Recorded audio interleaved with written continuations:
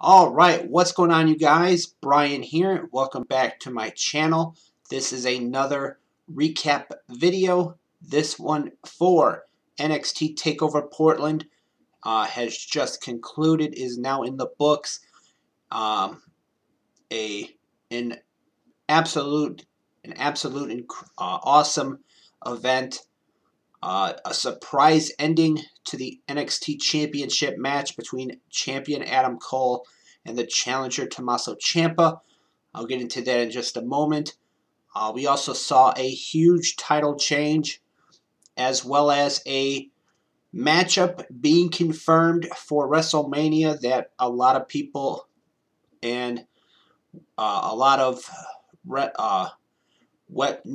wrestling news sites have been reporting about that was going to be happening is confirmed, and I'll get into that in just a moment. But we started the show with not just a performance by Poppy, but the first match of the night was for the NXT North American Championship.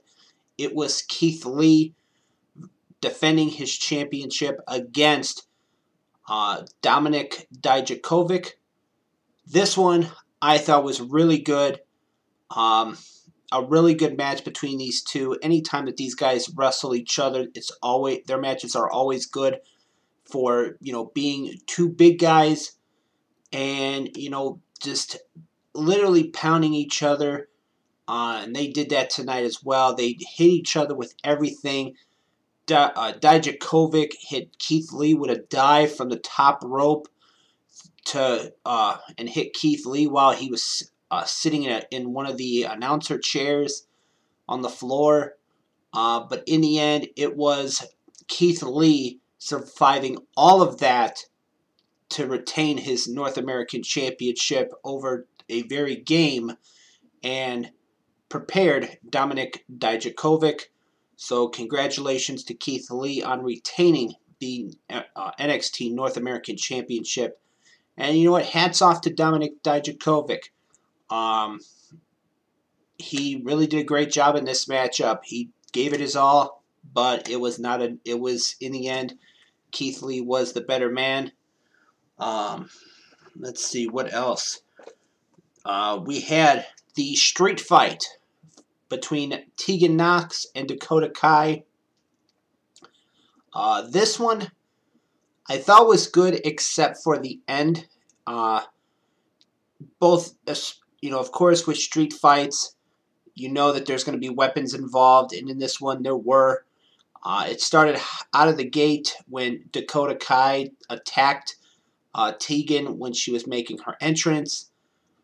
They were beating each other up. Then near the end of the match, near the end, Tegan would have Dakota on a table that she set up in the ring. She would put a chair around Dakota's face and neck. Then she looked like she was going to finish her off. She went to the top rope, but before she could even do anything, a mysterious woman named Raquel Gonzalez made her debut and attacked Tegan. And then after went into the ring, pushed Dakota off the table, then climbed back up to the top rope and deliver a chokeslam bomb. But she would throw Tegan through, thinking that she was going to go through the table, but the table wound up flipping, and Tegan would be knocked out after that. And that would be enough for Dakota Kai to pick up the W in this one. So it was a really good match. I didn't really care for the finish, the ending of it, but it was still good. But like I said, I didn't care for the ending. Obviously, it continues the feud, but it looks like Dakota may have a bit of a heavy hitter in her corner to maybe protect her from Tegan Knox. So that was it for that.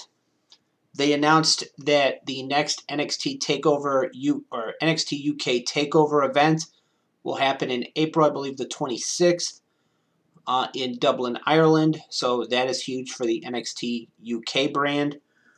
The third match of the night was Johnny Gargano taking on Finn Balor. This one was actually really good. I thought it would be a great match, but it was a really good match. Finn Balor picked up the win when after hitting a shotgun dropkick to Gargano on the outside of the ring, running across one announce table to another one to hit it, to deliver it. Then Gargano would end up back in the ring. Balor would hit the coup de grace, and then the 1916. So that was pretty much it for that. What else? Let's see. We had Bianca Belair challenging Rhea Ripley for the NXT Women's Championship. This was also a really good match. I really did not think this one was going to be great at all, but it was really good. Ripley and Belair really delivered a great matchup. Rhea Ripley would retain her championship with the Riptide.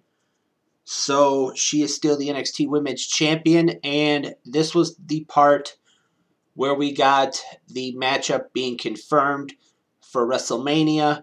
While she had her back turned, Charlotte Flair would attack Rhea Ripley from behind, and then proceeded to accept the challenge that Rhea had issued to her a couple of weeks ago on Raw. So another match is set for WrestleMania. It is going to be Charlotte Flair challenging Rhea Ripley for the NXT Women's Championship. So what does that mean for TakeOver? NXT TakeOver Tampa. Does that mean that there's going to be no NXT Women's title match on that show? We'll have to find out, and in the coming weeks leading up to that event. So Rhea Ripley retained her women's title. She would be attacked afterwards by Charlotte Flair, who would then leave Bianca Belair laying on the outside of the ring. This was based on what both of them did to Charlotte, I believe 2 weeks ago on NXT. We had the NXT Tag Team Championships on the line. The Broserweights, Pete Dunne and Matt Riddle, they took on and challenged the Undisputed Era's Kyle O'Reilly and Bobby Fish. This was another solid matchup between these two teams. There was some miscommunication a couple times during this match between Riddle and Dunne, and as well as Fish and O'Reilly. However, that did not stop the Broserweights. They would hit their tandem offense finishing move, like super kick, or kicking finishing move, double team kick finishing move, and they would become your new NXT Tag Team Champions. So congratulations go out to the Broserweights for becoming the new NXT Tag Team Champions. One funny segment about this matchup, or one funny part about this matchup, was at the beginning when the Broserweights were making their entrance in the Bromobile. They were wearing shirts that said, how much fish can Bobby Fish fry if Bobby Fish can fry fish? Or something like that. I don't remember exactly, but it was a really funny shirt that Matt Riddle got the fans to chant that, and that kind of set off Bobby Fish and made him a little angry. So that was a pretty funny segment, or a very funny part of this matchup in the beginning. Then we had the NXT title matchup. It was Adam Cole defending against Tommaso Ciampa. Really good match. The ending was a surprise. I did not expect that. The ending Really good match. Near the end of the match, the other members of Undisputed Era would get involved, trying to help Adam Cole win. Cole and Ciampa, when the referee got knocked down, they would both hit low blows on each other. Then Cole was down. Ciampa had Cole beat, but there was no referee. He would then look at the NXT title that Cole was going to try to use a little bit earlier. All of a sudden, Johnny Gargano, who had lost to Finn Balor earlier in the night, he was at ringside, like, making everybody think that he was there to cheer on Ciampa. However, when Ciampa reached for the title, Gargano would reach for it as well and pull it out of the ring. Then he would look down at it and then would hit Ciampa with the championship belt, and that was enough to keep Tommaso Ciampa down for a 3 count. So Adam Cole is still your NXT champion. And now the question heading into this Wednesday's NXT is why? Why did Johnny Gargano do what he did? You know, is it because he lost earlier in the show? Does it have something to do with the rivalry between Ciampa and Gargano? Who knows? We'll have to wait and see what explanation Gargano gives. But Cole is still your NXT champion. Adam Cole is still your NXT champion. A great night, a great NXT TakeOver event. NXT always delivers on these TakeOver events. I didn't, like I said before, I thought the Keith Lee and Dominik Dijakovic match was great. I thought the Broserweights versus Undisputed Era's Kyle O'Reilly and Bobby Fish was great. The women's street fight really didn't care for, especially the ending. I liked the match, but the ending was just confusing. Balor and Gargano was good, and Ripley and Belair was good, and then the main event was great. So my overall thoughts on the show, I thought it was a really great show.